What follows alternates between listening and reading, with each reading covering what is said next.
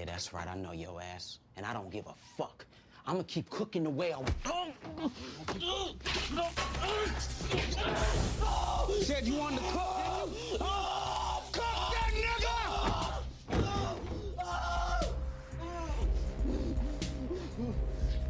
Anybody want to make some money, do shit the right way, then please, by all means, stay. But if not, get the fuck out! All right, man. You getting DP? Just get the fuck out.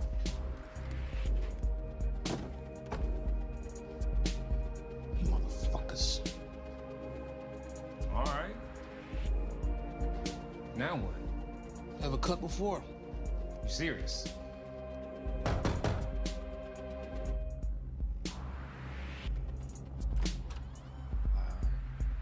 I want to work. All right.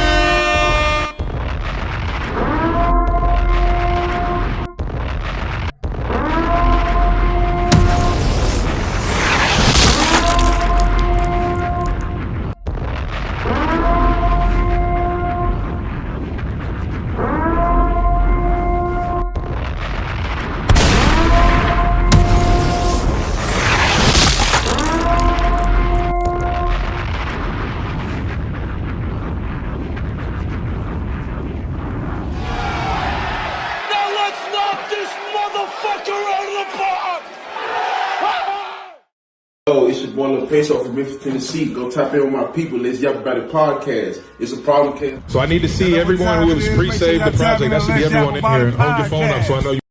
Y'all know what it is. It's the biggest Fuego Base. I'm with Let's Yap About It podcast. And we ain't a podcast. We a problem cast. You know what I'm saying? Yeah. Let's yap about it. Yeah. Let's yap about it. Yap About It podcast. Starring Raw Bass. Let's yap about it. Yeah. Let's yap about it. Let go. Let's yap. We in the mix. Fit too savage. Let's yap about it.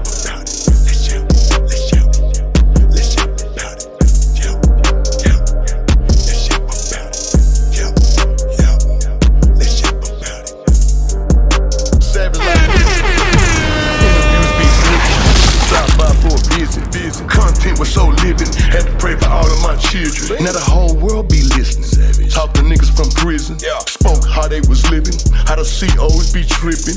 Rappers losing on the back end because promoter dudes keep dipping. Seen the show when the dude started out of bloods, then start crippin'. Stripper niggas stop tipping, out of game niggas stop flipping. Bad attitude, so he had to move just to keep his ass out of prison. Seen a show about a young hoe, fucked on a sister, man, no apology. Let's yap about it. If the bitch come around me, shit, she can holler at me. Check my Instagram, she was following me, cause she knew I be where them dollars be. Rapid funds, but I keep it going, I fuck you up, no apologies. Let's yap about it.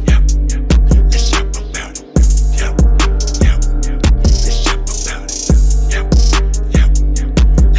about it. Live with Raw Bass. Let's yap about it.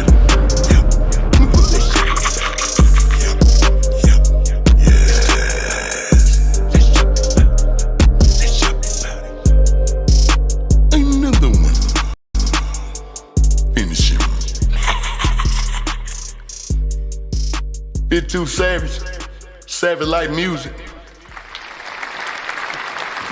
What's up? You already know who it is. It's Rob the Prob. I'm back at you with another impromptu episode. Tonight's episode is going to be a little bit different. I did this because I wanted to bring a certain level of awareness of what's going on, especially within Black culture. There are so many things that go in a positive. There are so many things that go in a negative. But I wanted to address an elephant in the room that consistently comes up, what we see on the blogs, what we see in social media and other pages and different things like that. What I'm trying to do is I'm trying to create an understanding and also bridge a connection between the males and females within Black culture, because there's so much negative going on. There's actually a gender war going on, but there's a lot of symptoms, and there's a science to this, and there's a social science to this as well, about how we're treating each other, why we're treating each other this way. And I want to be the first to be able to sit down and basically break these things down. Now, tonight, I'm going to introduce you to some terms. I'm going to introduce you into some important things that need to be studied. And tonight's episode specifically is to somebody special that I want to bring up.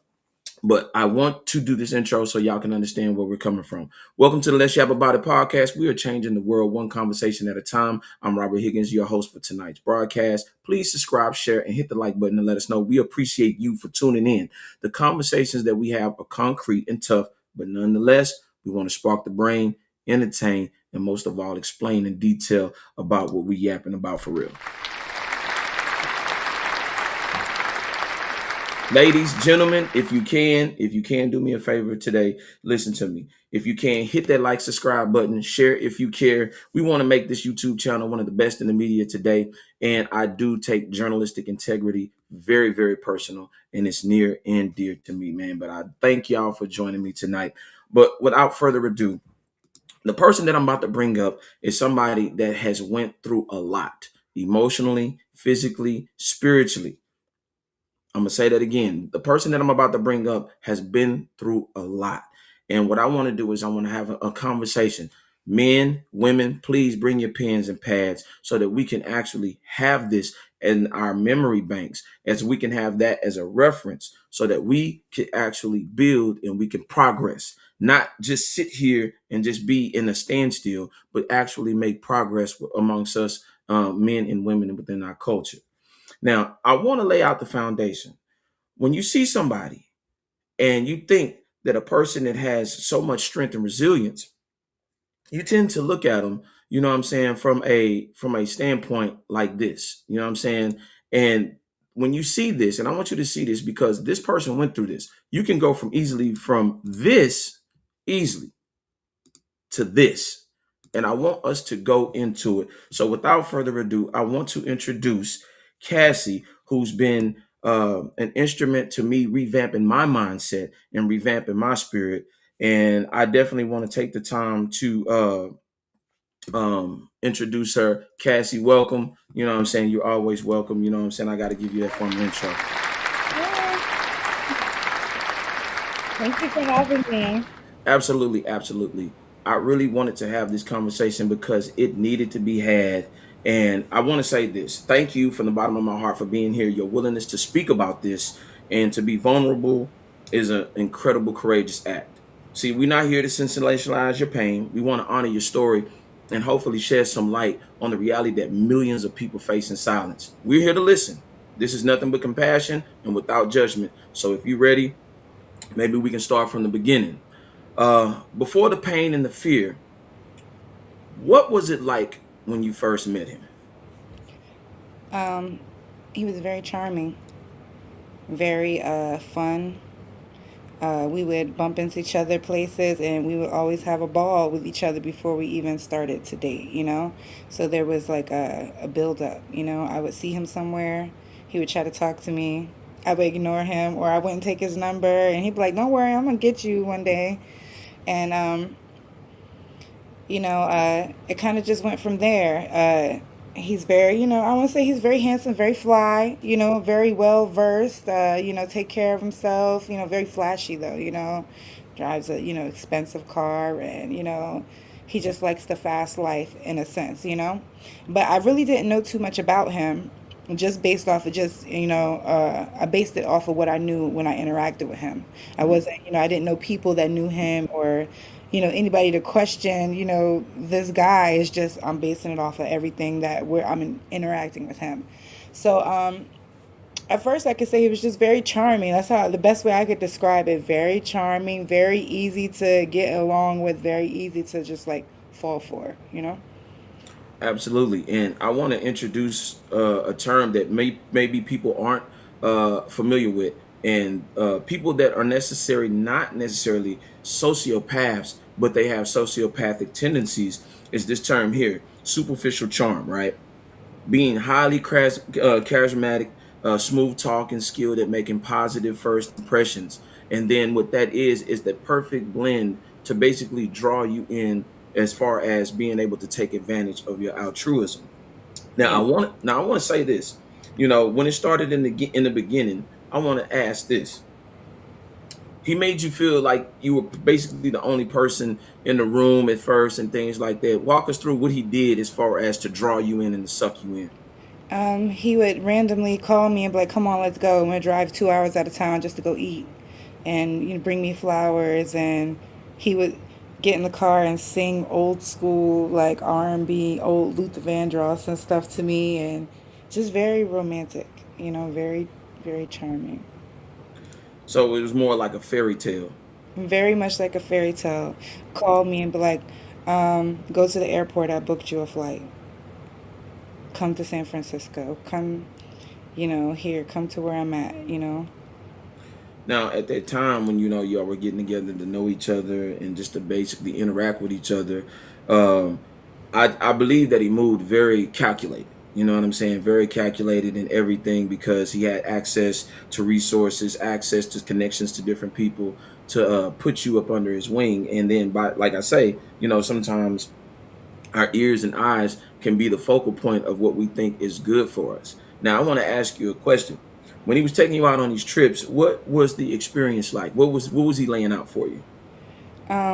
The expensive dinners, random concerts, going to Martha's Vineyard, and what is it, going to Napa Valley, just very romantic, very over the top. Everything Ah, was very over the top and very, you know what I mean? He didn't bring it here, he brought it here every single time. You couldn't help but to fall for him because he was making everything whimsical, everything seem magical. um, knowing of what I've encountered with certain people and individuals, those type of people have a way with words and their actions. Their actions will fit their words will fit their actions, and they'll bring you in, and it seems like everything is comfortable and everything is right. Now, I gotta ask. Now, this is one of the questions that I have to ask you because what you painted was a picture of him, starting off. You know what I'm saying? We all have that what we call honeymoon stage, Yes. but I gotta ask you, so when did you start to notice like the first cracks? What was the first thing that made you feel uneasy? Okay, he invited me to go to a sneaker ball. Like with all these people that he know at this big hotel. Hmm.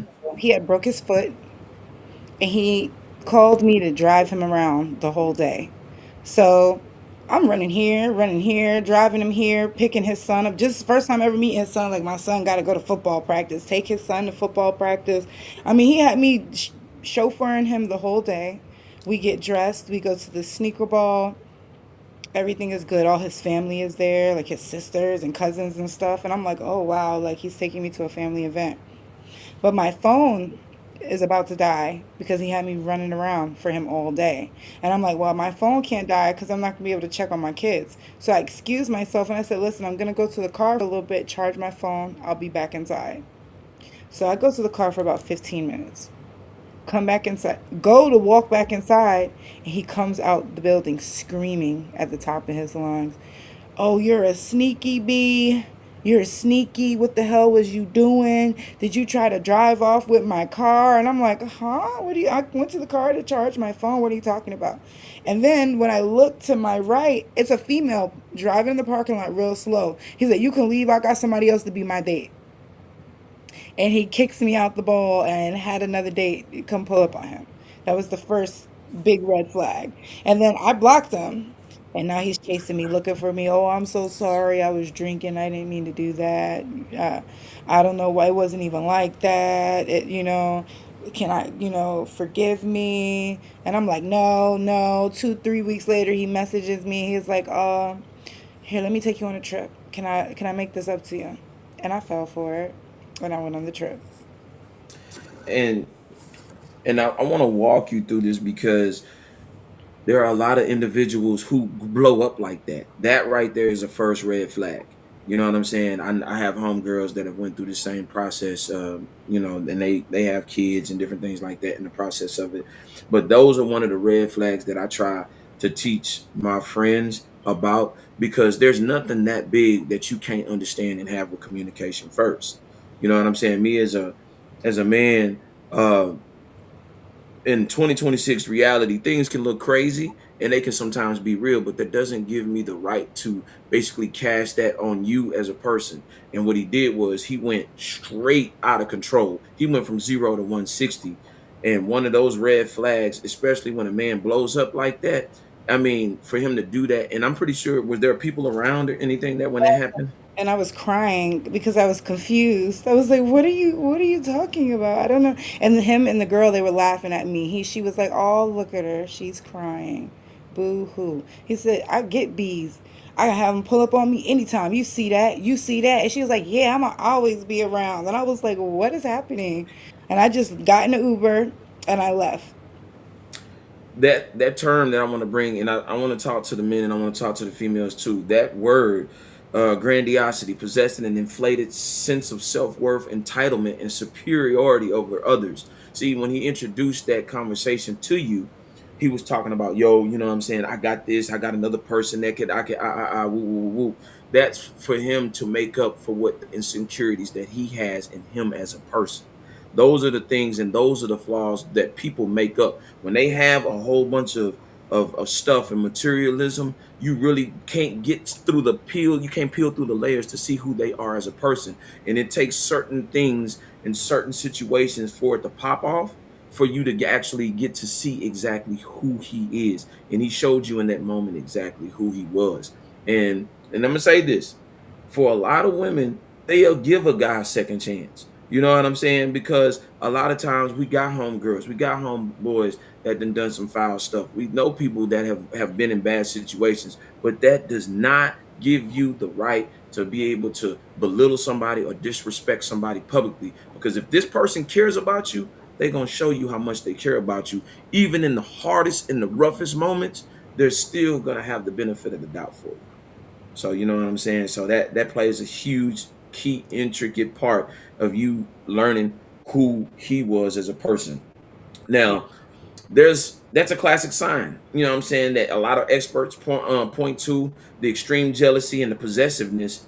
Now, when you went through that and you were crying, how did you process it first? Like, walk us through that. I was embarrassed because they were laughing at me and pointing like, look at her, ooh, she's crying. And I'm just like confused. I'm like, this man had me running around everywhere all day. We were just making out, taking videos together, kissing, and now he's kicking me out the ball, brought another female there, and I was completely confused. I was thrown off. Like, you brought me here to your family to embarrass me in front of your family?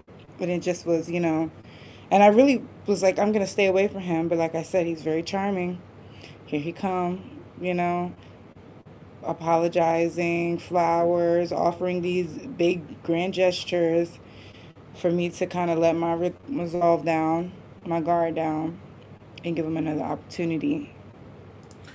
And it's wild that you said that. So now I want to ask this: when you went by yourself, he was able to basically belittle you by yourself. But I want to say is this: so did he try to isolate you in any type of way, or even did it feel like he was isolating you out to work on you? I believe so, because he would get mad when I would go to my mother's house. I moved here from New York to North Carolina to be closer to my mother, because I lived up there for like 14, 15 years, and I moved back home so my mom can see her grandkids grow up and things like that. So I go to my mother's house every day, except for the weekend. Monday through Friday, I get up. Mama, you need something from the store? Mama, did you cook? Mama, I'm bringing the kids over there. Mama, let's watch a movie. I go to my mother's house every day to go check on her, even if it's an hour, 2 hours, 30 minutes. I'm always over there. And that would upset him. You're always at your mother's house. I don't think you at your mother's house. You think you slick. You going to see a nigga. See, that's that. And see, I've seen this recipe over and over, because what he's doing is that right there was emotional You know what I'm saying? Abuse. See, a lot of times, a person with sociopathic tendencies will lure you away from your everyday routine. You know what I'm saying? Because if he got to know you and know you personally, on that level where you're going everywhere with him and you're without a moment's notice. You said he booked flights, he took care of you, he sent everything, and everything was with you at all times on the upside. He should know exactly what your routine is outside of him dealing with your family. If anything, a man will respect that you're big on family, because that's very, very, very, very different in the modern day of where we are now. Every family looks different. But for him to do that and to be able to isolate you and to try to pull you away, that was a way for him to work on you mentally and emotionally. And that's where the mental and the emotional abuse comes. And it comes consistently. And like I say, at any moment that becomes a problem, and then you'll start second guessing yourself, like, well, maybe I am hanging around my family too much. Maybe I am, you know what I'm saying? Uh, and then besides, you're driving his vehicle on the top of it. That was an interesting point, that they said, up here on the front. They You said know, this is one of the girls he's dating that's chiming in on the chat trying to say I'm driving his vehicle. His car doesn't even run, honey. It doesn't even run. It's parked at his baby mother Asia's house. Stop lying on me. You see what I'm saying? And even in that, right? Even if you were right, you're the No. mother of his child. I mean, it's not. I mean, you got to have transportation. Even if you were, there's a certain line in that people got to stop intervening in on, especially when you've been dealing with this person in the process of what you even went through with that person. And I think everybody likes to pick a side. You know what I'm saying? And that's another thing that they do too. They create these scenarios and problems, and they start, what we call it is, they start dropping salt and they start starting proxy wars. So where you as the person don't even know what's going on, they're creating scenarios over here, creating scenarios over there. So when you interact with them, it seems like you're always the problem. And that's not the case. You're just the person that's living, trying to understand things. Like you said, the first time he went off, I'm trying to understand and process what was going on, what happened. Can we get an understanding? While he's already anticipated you being innocent, he's going to make you guilty in the court of opinion around everybody else. And everybody that does that is very calculated. And let me tell you another thing. If you were able to break out of it, I guarantee those same people are basically in it too. They always need somebody to replace you. You know what I mean? They can't live without supply. So of course the new girl is gonna think he's telling the truth about everything. Oh, The- absolutely. they're not, you know, they're not gonna believe me, the victim. They're gonna believe him because he's good at love bombing. Now I want to say this at that Right, point. best friend, not driving his car. What?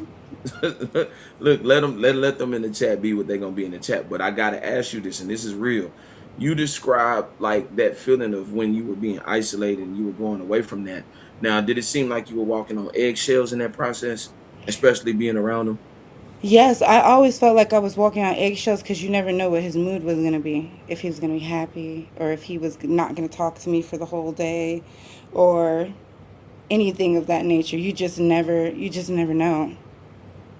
And I just would like to address one thing. It was said that this happened 4 years ago. Actually, 2 years ago was the first assault. And then there was a whole nother assault that you probably don't know about that those are the pictures I posted was from the assault in October. So, so basically, this He person that's assaulted me while he was on an ankle monitor and not supposed to be anywhere near me. He assaulted me on October the 12th, 2025. And that's why they have more charges coming up on him that he does not know about. Tell him that since you're watching. He's getting new charges, aggravated assault, 2 more counts of kidnapping, and interfering with the state witness for trying to get me to drop the charges on this case, the case from August. see what I'm saying, and this is crazy. And you know what I'm gonna do? I'm gonna remove them, block them. They're gone. They're history. But we want to get back to this interview because I think this. See, this is what I'm saying. See, there's anticipation there for you to be able to tell your story. They're always gonna have people that they've planted. You know what I'm saying? Seeds that they've planted to continue on to make them look like they're the person smelling like a rose. Stalking me from jail. Just know everything I have going on. That's not strange to you that they would send you to do that about another female. Like that's just strange to me. Like I've never met anybody that has so much access outside of the jail. Now, I want you to walk me through the first time that he actually, you know what I'm saying, got physical with you. Um, Walk us through that process. What happened with that? I went to my mother's house. I went to my mother's house like I always do. It's in the middle of the summertime. I have an old Toyota Camry. Oh, my granddaddy gave me that car. I love that car. But she done been through some things. She done got a deer and jumped through the windshield, all kinds of stuff. So there's no air conditioning in my car. So Mm. I drive my Toyota around. So in the summertime when it's hot, I take a lot of showers. I might go out, run errands, come back in the house, take a shower because I've been in the car running around in the heat with no air conditioning. So that particular day, my mom was like, "Leave the kids here at my house. Why don't you go take a break for like 2, 3 hours?" And I watch the baby, and I watch, my daughter was 7 at the time. I'll watch your daughter, and you just go and take some time for you. So I get back to the house, and he's sitting on the edge of the bed, and he's visibly upset. So I'm like, "What's wrong?" He's like, "Where you been at?" I'm like, "Well, I was at my mother's house." He's like, "Uh-huh." And then he just starts beefing with me. "You wasn't at your mother's house. I looked on your social media. You still making content and all that." But that's how I make my money. That's how I used to make my money. I don't dance in the clubs or anything like that anymore. But when I met him in the strip club. So I don't make that kind of content and do that anymore. But he was just like arguing with me about it. And I just was like, can we not do this? My mom is watching the kids for a couple hours. We got some free time. We can go get something to eat. We can go do something. But no, it felt like he wanted to pick a fight with me. Because you know how they do. They want to pick a fight with you so they can go off and do whatever it is that they want to do. So they need to start an argument at home so that they can have a reason to explain why they disappeared for all these hours. You know? So he storms out the house with attitude because I'm not arguing back with him. I'm just like, "I'm about to get in the shower. It's hot. Like, can we just not do this?" I get in the shower. I take a shower. I get out the shower. I put on some clothes. He comes back in the house, and he's just like, "You took a shower?" "Yeah, because you were outside fucking niggas." And he started choking me. So I start trying to fight him off of me. I'm trying to fight him off of me. But I'm only 5'5". He's 6'3". He's kind of tall. He's kind of strong. And he's strangling me. He went from his hand to his forearm. And he's pulling me up off the ground. And he's choking me. And I can't breathe. My feet are coming off the ground. I'm trying to pull him off of me. But I can't because he's so strong. And then he throws me down. And I start crying. I'm coughing. And I'm like in shock. Because we had dated since 2020. It's August of 2024, and he put his hands on me, and I couldn't believe it. We've had arguments before. We've had disagreements. He's yelled, but he's never been physical with me. So I'm like, I cannot believe that this is happening. Nobody would have ever told me that he would do this to me. I would have never believed it. I just would have never believed it. So like you couldn't convince me. And then he threw me to the ground, and he starts grabbing me by my hair, and he drags my face across the carpet where it ripped all the skin off my forehead, off my face. It was blood patches all over my face. Then he proceeded to strangle me again. So, I start peeing on myself. I'm trying my best to fight, and I'm just like, this man, he's going to kill me. I'm like, struggling. He lets me go. And he's breathing all hard. So he starts ransacking the house, knocking everything over. I'm looking for my phone. I find my phone. I run into the kitchen. I start texting my mother, mommy, he's beating on me. I was able to get the text out because I wasn't able to call. I sent the text. He grabbed my phone. He slammed it on the ground, started breaking. "Oh, you telling on me? You texting me? You texting people?" And he starts swinging on me. And I start swinging back. I'm trying to get him off of me, like, protect myself. And he picks up the glass vase that's on the table and swings the vase at me. And it misses me, but it hits the wall and glass shatter all over my face. And I'm running. I'm running from. I start running back from the kitchen to the living room back to the bedroom, and he starts strangling me again. Now he strangled me. He lets me go. He starts breathing all hard. I'm on the floor. I'm trying to catch my breath. And I'm like, I don't want nothing to do with you. I'm like, leave me. I don't want nothing to do with you. I'm crying in between choking breaths, like, yeah, it's over. I can't do this. Oh, it's over. Oh, you don't want to do this? Starts choking me again. Starts strangling me again. And then the cops. Hold on, let me see if I can bring her back. Oh, okay, yeah. Pause for a second. I want to introduce something to this term, and this is where I say all of what he did was orchestrated, and this is a pattern of what they do. Kind of similar to serial killers. Okay, come in, be nice, charming, warm, all of what I explained to you, and then started isolating you away. And this is when they start operating. And this is the term, and this is for the ladies and this is for the gentlemen, for y'all to understand what I'm talking about. This is called callous manipulation, using, deceiving, or exploiting people for personal gain without feeling guilt or remorse. Now, here's the thing. He'll sacrifice those things that he gave you, the trips, the car, everything, to make you feel better. But he feels that if he gave you that, you owe him something for life. And he's not done this just with you. He's done this with everybody. And this is including family members. Trust me. They all are nobody's above scrutiny in his eyes, because if he can't control it, he doesn't want it. He doesn't feel it's about a power.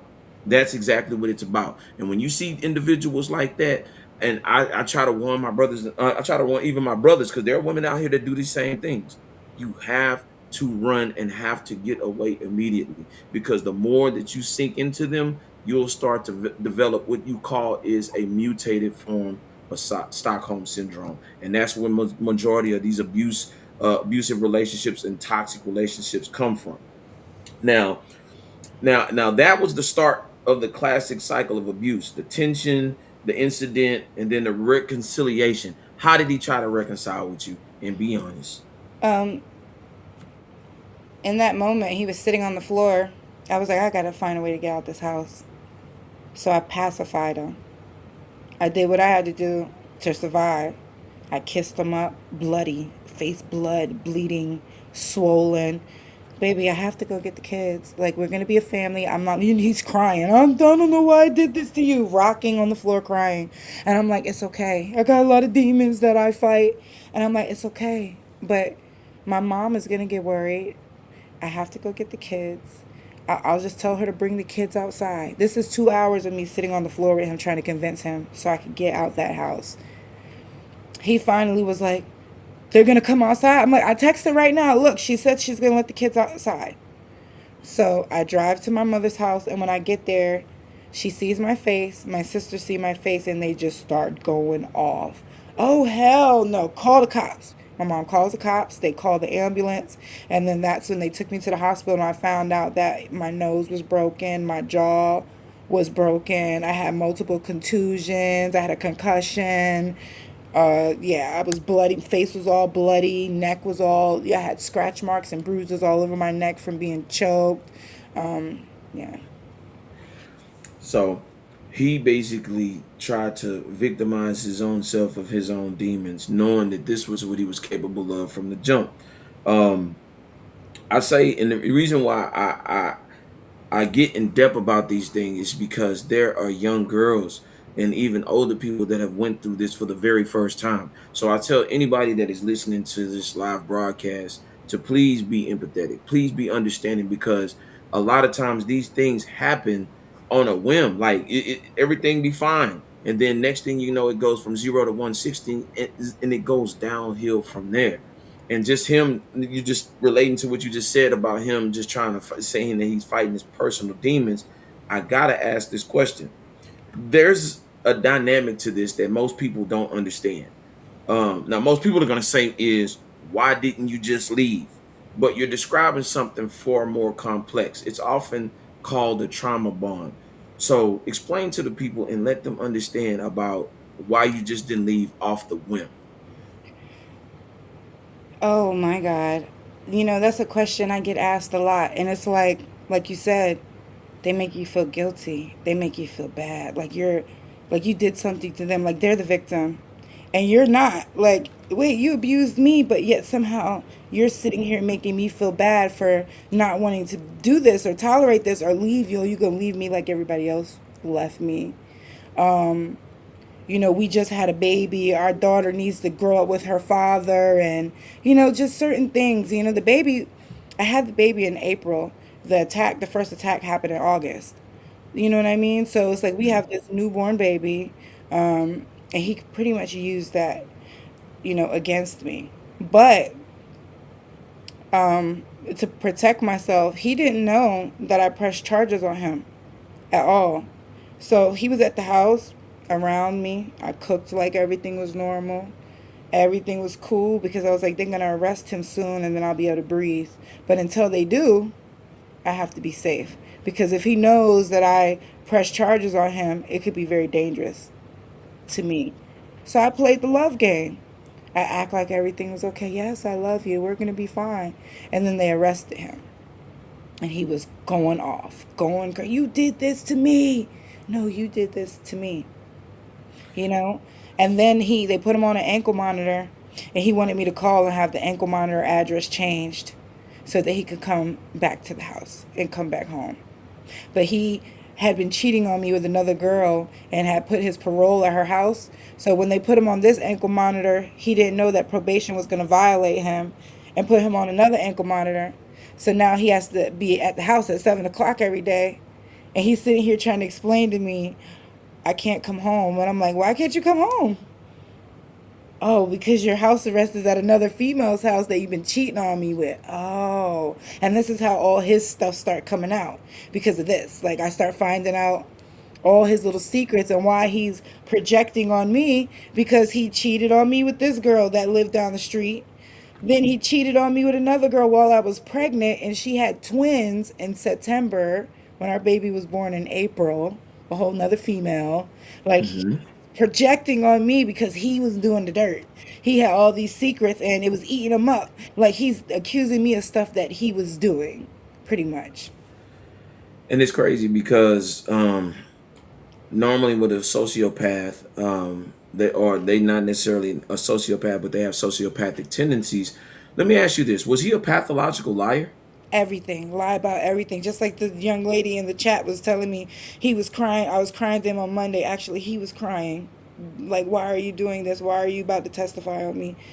So yeah, he lied about everything. Oh my gosh. Like, he told somebody that he bought me a vehicle, which he didn't buy me a vehicle. Like, he didn't buy me the vehicle. Somebody, like, it's a rental that I got from the dealership. So he told somebody, oh, I bought Cassie a brand new car, but he didn't buy me a brand new car. It's a dealer car because I have a friend that works at the dealership, and when my Toyota acts up, they let me use the vehicle. That's wild. You see what I'm saying? And that's the term that I want everybody to understand. Pathological lying, fabricating stories effortlessly, often to control a narrative or escape accountability. And as they said in the audience, avoidance. That is a huge thing with dealing with them. And then I also want to say this too.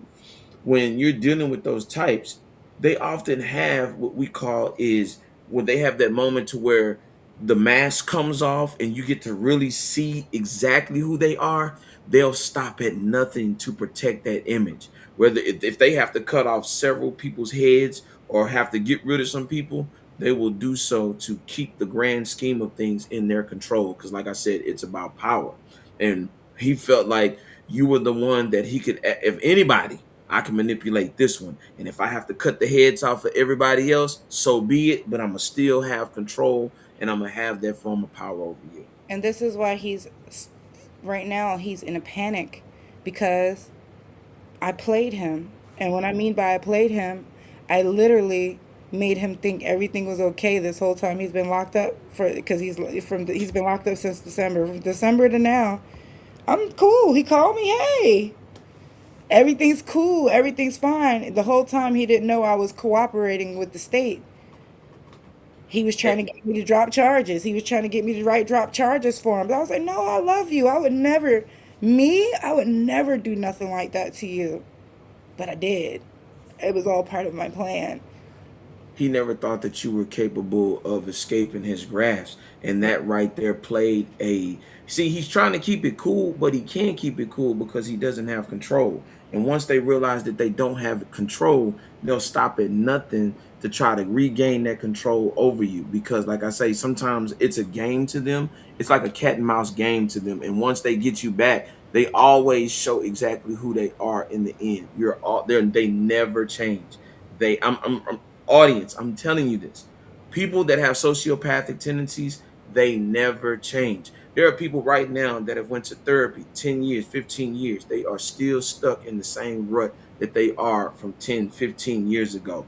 And I have to commend you, you know what I'm saying, for going through the process and still being able to keep your head up high when the people that he's manipulated are against you and they don't even know that. I'm getting so many messages, text messages from people. Why are you doing this? And it's just like, I'm the victim. He did this to me. I don't care if it happened 10 years ago. He did it to me. He did it to me, and he has to be held accountable. The district attorney told me that he had 7 other assault cases, and all of the victims dropped the charges over the years. And I am the only one that has followed through with the charges. In all these years, she went through his whole jacket. She sat down with me because she was like, listen, we have to have a serious talk. You still talk to him on the phone. I said, yes, ma'am. Because he has people watching everything I do. I got to talk to him on the phone. He doesn't need to know what I'm doing. He doesn't need to know my plan. I don't want people coming out the woodworks here and there. I knew the repercussions of what was going to happen once he found out that I played him, that I made him think everything was okay, and I'm really going to send him up the river. And here's the funny thing. You're not at fault for anything. This is all actions caused by him as the individual. You had nothing to do with the process of him doing all the things that he did that led up to the point of where y'all are now. And he still probably does not realize that. He That's the doesn't feel like he did anything wrong. Yeah, absolutely. He doesn't think he did. He's a victim. I'm doing this to it. You see how the young lady was like, oh, this was from 4 years ago. It wasn't 4 years ago. It was 2 years ago, the first assault. But it's just like, you see how he's trying to downplay it. Oh, that's old. Why are you bringing that up? You did it. You've been fighting this case. Your bond, you couldn't even bond out. Your bond is $450,000 because you violated the ankle monitor and you weren't supposed to be nowhere near me, and you assaulted me while you were on an ankle monitor. And see, you just weren't trapped physically. You were trapped psychologically too in this process. See, you lived in that cycle for like quite a while. Like you say, you got kids, you know what I'm saying? You thinking that we're going to have this great life together. And I want the men to understand this too. Take a moment for somebody to be misled. You know what I'm saying? For every woman that is not led properly, she will be misled. And for her to actually think that we were going in the upward direction, in a way that where, okay, we're going to have a life together, we're serious, I'm locked in, and then for it to all fall apart, that woman has to psychologically be somewhat strong to pick up the pieces, still maintain, still take care of the children, not only face the children, face my family. Because now the family is looking at me and may have some, you know what I'm saying, what's going on with everything and what have you.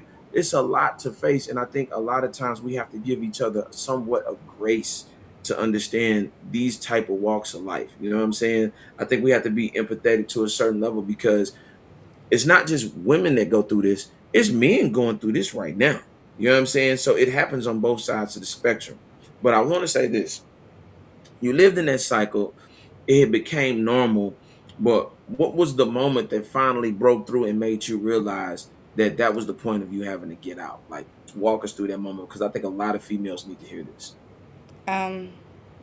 My 9-year-old daughter, after the first assault, she got really sick. And she almost died. She had a stroke at 9. She caught bacterial meningitis. It spread from her heart to her brain, and she was just really sick. And I spent a lot of months in the hospital before the second assault. And then, after it happened, I started to heal up. And then he got arrested. He took the cops on a police chase because he didn't want to go in because he had a warrant for missing court. He took them on a chase and they locked him up.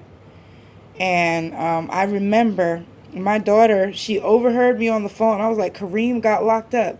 And my 9-year-old said, whew, good job, mommy. Now he can't hurt you anymore. And that And was, that hit you home. yeah, that was very eye opening because she'd been through enough already, having to fight for her life. She was so strong, you know what I mean? And all those months having to carry, that backpack with the portable IV machine. And she was just very strong in what she went through and she survived it. And I want her to show her that mommy is a survivor too. Like, but I felt like I had to be very calculated about it because he has a lot of reach. He has people watching what I'm doing, jumping in everything I'm doing. They can tell me what I'm wearing, where I went at, what club I was in, who I was talking to, who I went on a date with, what car my date was driving. Like, these are the type of details that I get from him calling me on the jail phone saying, certain things. And I knew eventually this would come to a head. And I said, once he finds out that, he's going to jail, that I didn't, drop the charges, because this whole time he thought I did a drop charges for him. So he keeps saying, I'm going to be home in 2 weeks. And I'm like, we'll see. And I said, the minute he finds out, I'm going to have them block his calls from the jail because we don't have nothing else to talk about. But that was kind of like my checkmate. So I've been playing chess. I've been playing chess for months. You know what I mean? Making him think everything is okay so that I can move. I moved. I relocated. So he won't know where I live at. So won't know nobody that he knows where I live at. I've been playing him the way he played me for years. Very calm, very calculated, without him knowing, because I was his favorite dummy. I was the one that would never leave. I was the one that he could always depend on to be dumb for him and to take him back and to, you know what I mean, listen to what he says or do whatever he says. And he's scrambling right now. He's losing it because he lost control and he can't fathom, Cassie did this to me? Yes, I did. Now, I want to ask you a question as far as when you were going through this process. Do you have any brothers? Do you have any, you know what I'm saying, uncles or anything like that? I have, all my family lives in Philly. My dad lives in Philly. My uncles, my cousins, everybody lives in Philly. I have a god brother out here. And when the first assault happened, it took a lot of me to stop him from doing something because I didn't want him to get in trouble.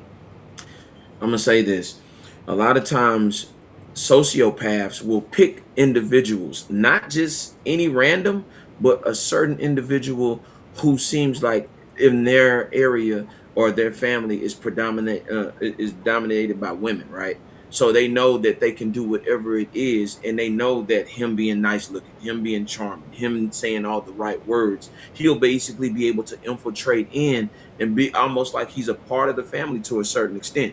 But with no man being able to identify the bullshit, him being able to know that, okay, this dude is a piece of shit, or he's calculating everything and every move that he's making. If you would have had guys in there, in that realm, in that circle, most likely he may have tried it, but it would have ended very badly for him. You know what I'm saying? And I want to say this to the fellas. That's why you have to be in your children's lives. Listen, even in your friends' lives. I'm not saying that you roll and get in their business and their relationship, but sometimes a female may not know what's good and be able to look for the nuances and different things like that that men carry. So you have to do yourself a service to teach your daughters, teach your sisters, teach, you know what I'm saying, a lot of individuals on what to look for in these type of situations before they get to this point. So I think, like I said, I commend you, you know what I'm saying, in the process of even going through this and then being able to hold your head high and be able to tell your story. Now, I want to say this too. Your moment of clarity is powerful. But like you said, knowing that you had to leave and actually doing it is like two different things, especially in this dangerous situation. And it was a dangerous control situation. I gotta walk you. I want you to walk us through this. How did you go from that decision on the floor to actually getting out? Okay, so what I did is he randomly always says he'll pop up at my house, check on the baby. Let me use your car real quick. I said, okay. I knew he had a warrant, so I stopped paying my car insurance and I didn't renew my tags. And he took my car And the cops got behind him because the tags were expired and he had a warrant, and he took the cops on a chase in the car because he had a warrant, and they locked him up. And then he called me. He was like, "Why would you give me that car and you knew your tags were expired?" And I was like, "They were? I'm just a girl. I don't know about stuff like that. Normally men handle things like that. I think you're trying to set me up." I'm like, because I didn't know. I went over there the next day. They took care of everything. My tags are renewed. Mm-hmm. Insurance was good. Everything was good. But now he's locked up in a different county. He has to bail out of that county, and then they transfer him to my city. And then I just, he's still from the jail phone barking orders. "You better go here, see my lawyer. You better go over here. You better write a letter to the judge and tell them that you made all this stuff up." Okay, baby, I'll go over there. I'll write the letter to the judge. Get there to the lawyer's office. The lawyer's like, "Are you gonna do a drop charges form?" I'm like, "Yeah, I'll be right back." Leave out. Don't do the form. "Did you go over there?" "Yeah, I went over there. You heard me when you called. I was in the office, but I never did nothing he asked me to do. I just pretend like I did everything he asked me to do." So he was like, "Yeah, all right, that's good. You wrote the letter?" I was like, "Of course I would write a letter to perjure myself so that I could go to jail for perjury from lying about making this up. Of course I did that because you don't care about me. You would rather see me go to jail for perjury." But, I just kept going with it. So then I moved. He don't know where I moved. I told him I live in a whole different place. So the day that he found out, which was last week, that I was cooperating, because the district attorney told his lawyer, he starts calling my phone off the hook. And I'm sitting in her office, and they block his calls. And I'm just like, oh, yeah, it's over now. Like, I've gotten over that hump. I know that he's going to be flipping out. He's going to be flipping out about it. But like I said, I was very calculated about everything that I was doing. The whole time he think I'm being dumb, I had a plan from the jump. But the first thing he did is he had his other baby mother call me and then drive by where he thinks I live at. And then she calls me and she's like, "Girl, he trying to get me to drive by where you live at, but I ain't drive by over there. I act like I did."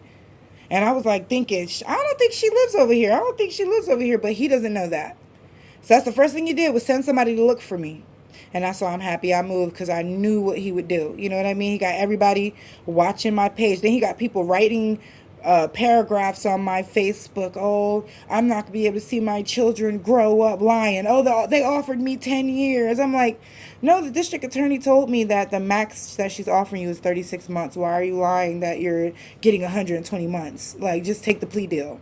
He just can't believe that I'm finally doing this. Like, he feels like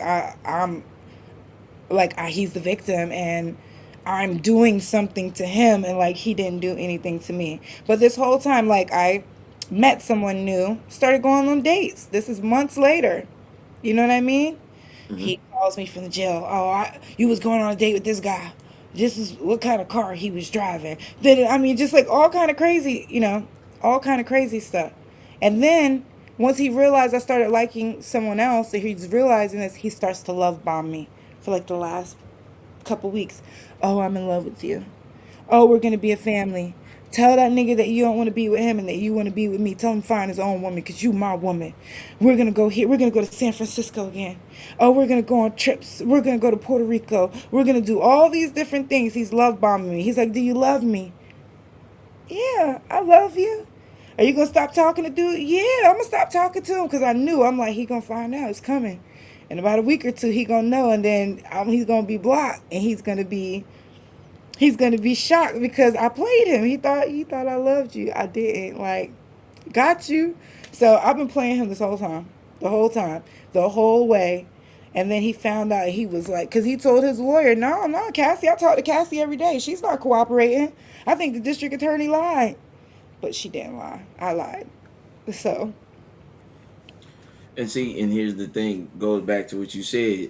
You know what I'm saying? He got kids everywhere. You know what I'm saying? I mean, all of that is in the back of his mind. It's about controlling you. Hey, never mind all of this that I got that you see that's damaging on the walls and everything else around you. No, just pay attention to what I'm telling you. And that is one of the forms. And look, even in the comments, see right here, where it says they always play victim. Even in the moment of them being guilty, they still play victim. And this is why I did this, you know what I'm saying, so people can understand the seriousness of it. Now, I want to say this. Getting out was a monumental act of survival. That I have to applaud you for that. You know what I'm saying? I definitely got to give you a round of applause for that, because it takes strength. You know what I mean? Thank you. And freedom is the first step, but then comes the long road of healing. What has that been like for you in the process? Let the ladies know. Well, after the first assault, I would have nightmares. I would wake up feeling like his hands were around my neck. I was taking showers constantly. I never felt clean enough. And then I found this app called Brightside where you can do therapy from your house on Zoom with a therapist, one on one. And I started doing that. First, I went to the psychiatrist, and they prescribed me something for my anxiety, for the panic attacks. They diagnosed me with PTSD because of the assault, because of the trauma that he inflicted on me. So they gave me all sorts of medicine, things to help me sleep, things to help me relax, things to help me not be anxious. And then I started doing talk therapy with a therapist. And the main thing we worked on in therapy, because I do it once a week for an hour and a half every week. The first thing she says, she'd be like, "Did you do it yet? Did you stop? Did you cut him off yet?" I'm like, "It's coming." She said, "We got to build you up to that, because you have this trauma bond with him, this Stockholm syndrome with him, and you're doing a lot of good things in your life, but until you cut that off completely, you're still in the cycle." So that was the last step that my therapist and me had on the list, was finally cutting off communication with this narcissist. And I've been working on it and working towards it, and I finally did it. So now it's just a process of like, dag, I finally cut him off. Don't be scared. You know what I mean? Because he's telling people that he's going to get out in 30 months and he's going to kill me. You know what I mean? He's saying things like that. Like, "Don't worry, I got something for her." Like, it terrifies me. But I also have to lean on God, lean on the Lord, and allow him to be my strength. And I have a praying mother. And my mother always say, "You covered in the blood of Jesus, and he not any sword that he has for you, he's going to fall on it himself." And to just be brave and to just continue to be strong. She tells me how proud of me she is, because she know how hard it was for me, because I did love him. I did feel like I love him. But now that I know what genuine love is, I know that what we had was not love. It was an unhealthy attachment, an unhealthy situation. Love, it does not abuse. Love does not hurt. Love does not call you names. Love does not keep you from your friends or family. Love does not let you not live your life. Love, is calm. Love is peace. Love is, you know what I mean? Understanding, positive communication. What we had was something demonic. That was not of God. That was not love. And I'm just grateful that it took a while for me to get this strength to even do this. But I'm proud of myself that I'm finally like, "Yeah, Cassie, you deserve better. You deserve more," you know? And for those people to know this, the mental process and the mental exhaustion that you go through in that process, it takes a lot. And then you still have to manage with your children. You know what I'm saying? You have to put on a brave face. A lot of times you're smiling, you're crying behind the smiles, and they don't understand of what toll it takes on you psychologically. See, when I got into the field, the study of this, and understanding the human brain and the human mind, a lot of this also trickles down even in the process of your children. Now, even though they're out of the womb, they still process things, and they be receptive to certain things. And that's one of the things that you didn't want to teach your babies. You know what I'm saying? So you got out of that situation, and I'm proud of you for getting out of that situation. Thank And you. I want to say thank you for sharing all of this with us. Your strength has been just amazing. And I want to say this to anybody that's watching or have been through similar things like that. They do have what you see me flashing at the bottom. There's a national domestic violence hotline. You can call it at 1-800-799-7233. That's 1-800-799-SAFE, SAFE. And it's confidential and it's free. And you know what I'm saying? You can definitely reach out to somebody that will definitely pick up and put you in the best situation possible. And you look, you got a lot of positivity out here. It says, "No weapon that is formed against you shall prosper, and every tongue that rises against you shall be condemned." So you do have people that are rooting for you. And let me tell you something: your story is of one of many, but it can impact these young women's lives to know. And I want to say this, and I said this on a podcast a long time ago, maybe about 2 or 3 years ago. Black love is not hurt.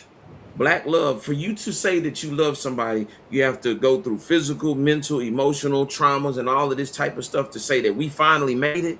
No, that's not love. There are people that respect you as a person, Cassie, that love you as a person, Cassie, that looks at you for you. We know that we're not perfect, right? But they're able to work with you in your flaws, be able to work with you in your disagreements, being able to work with you and sometimes the misunderstandings and different things like that. That's what true love is about, is being able to look at that person and see the potential and work with that person continuously until they actually get through those traumas, get through those issues, get through those problems. That's what true love is. And don't you ever in your life forget that, Cassidy, because that is the real essence of what love is, for real, for real. Now,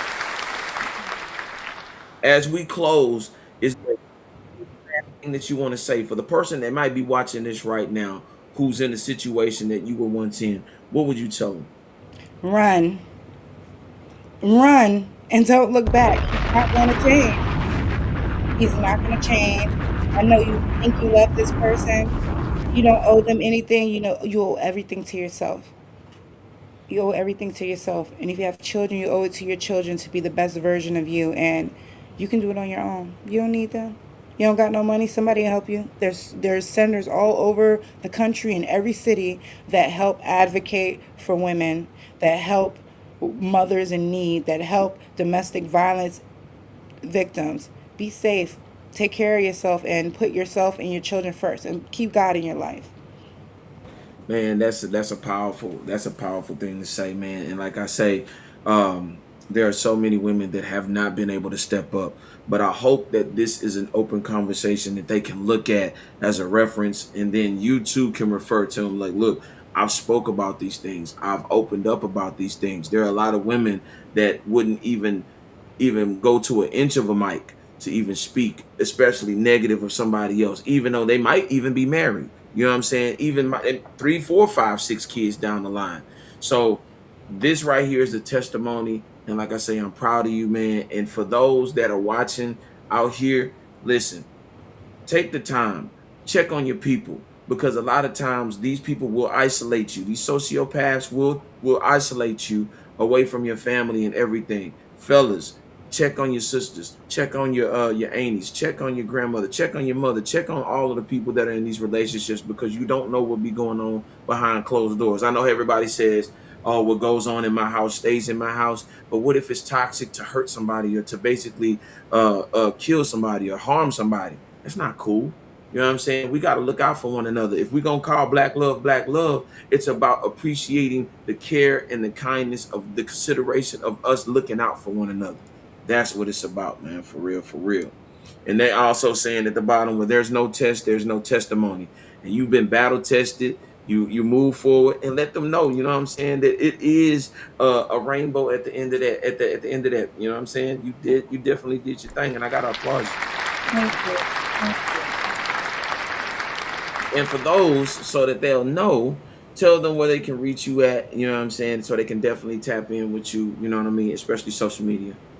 At Casseyleyna, the CASSALEYNAAA. And I have a YouTube, Little Cassie. I'm on Facebook under Lollipop. That's my nickname. So I'm everywhere. Absolutely, absolutely. Listen, I want you to definitely tap in with the people, tap in with me, you know what I'm saying?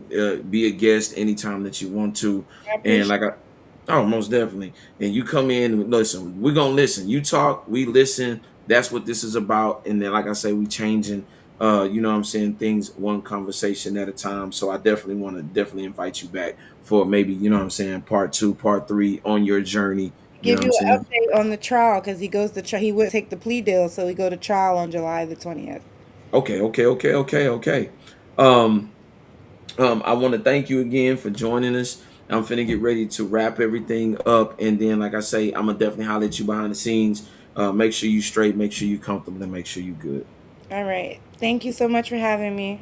Absolutely, Cassie on the check-in.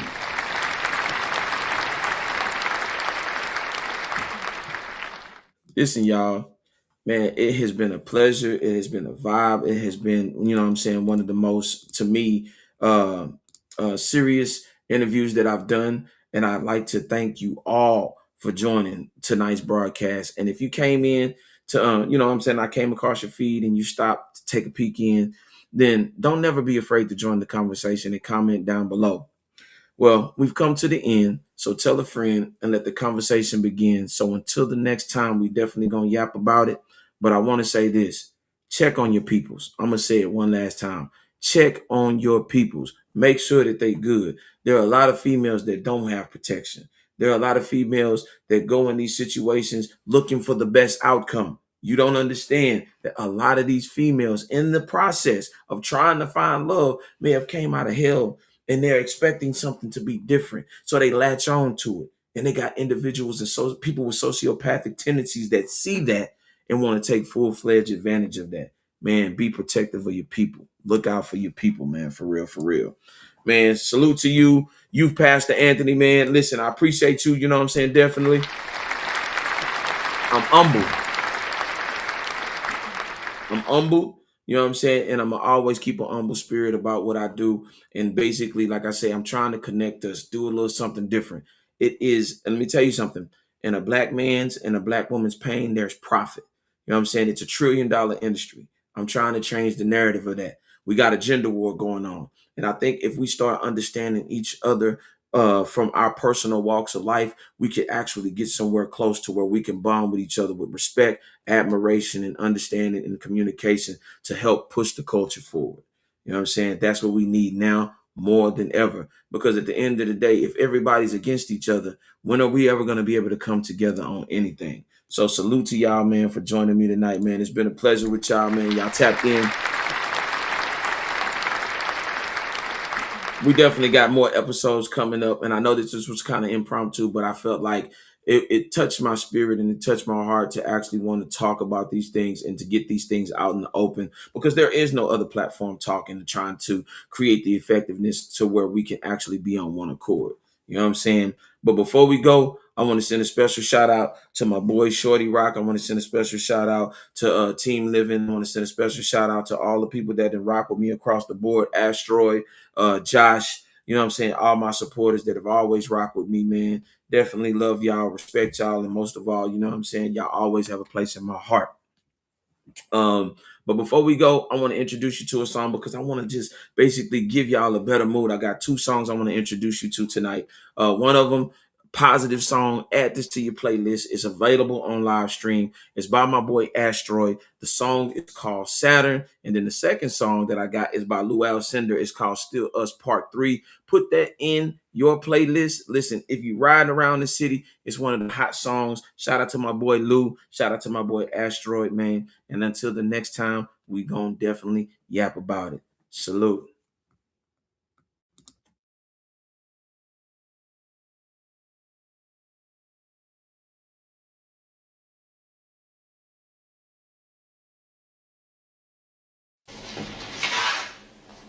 Sorry. You're not blonde enough.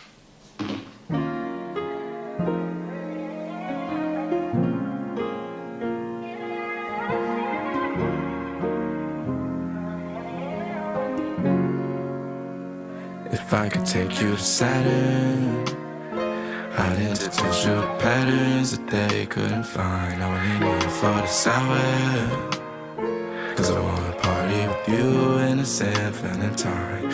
Please carry on.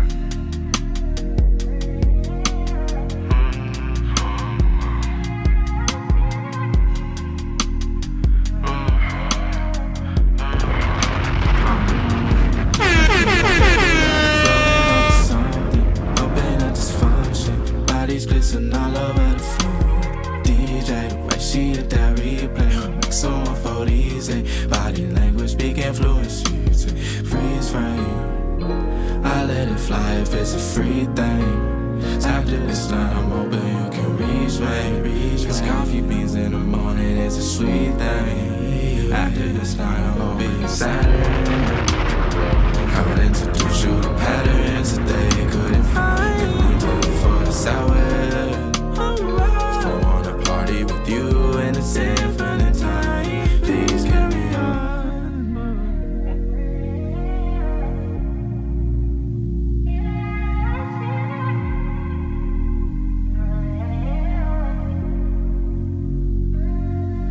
I feel like everybody's rolling off of something, bumping at this fun shit. Bodies glistening all over the floor. DJ, the way she hits that replay, that makes you want float easy. Got me out here speaking fluent shit.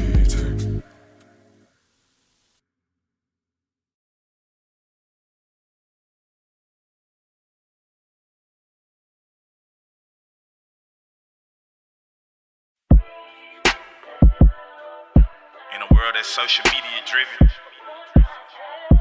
it seems that love is taken for granted. No. I'm just glad that we've been able to survive and weather the storm. And there's nobody I'd rather be on this journey with. Us. We. Still the one I'm fucking. You still the one I'm loving. You still the one about you a hater could tell me nothing. Still the one I need. Woman of my dreams, still the one I'm bringing the minute that I succeed. Cause for me, I know you ride, your every need I'll provide. Forever shit on my mind, forever our souls are tied. I really just think it's time, we sit and we pick a time for shit that's been on our mind. Forever you'll be my spine, right? At first shit had got rocky with the outside chatter. We blocked it out and kept it moving, that shit don't even matter. You threw that pussy, I knocked it out, now I'm the only batter. And I'm so glad it happened, for real. Rubbing you, touching you, giving you life. Thug in the house, you can sleep through the night. Family good, all the kids are alright. Arguments happen, I'm making it right. Buy you a person, put you on a flight. Didn't get married, but call you the wife. Smiling and happy, you loving your life. Them hoes, they hating, it's all out of spite. You the one that took me from my old ways. I'm just trying to be with you the old age. You my lover friend and my homemade, my only, yeah, still. Hey, I'm on my way to the house. Be ready and have your bags packed. We're getting ready to get out of here. Ceremony, holy matrimony, how they want it, shit real, nothing phony, how we own it, not condoning or tolerate nothing when it come to my baby, still my lady, life is crazy, you're amazing, glad we made it, and God gave me somewhere to share something that's finally real, and you know I'm gonna hold you down from right now until, permanent contract, it's no way I'm letting you out of the deal, and everything I said from day one live inside of me still. You the one that took me from my old ways.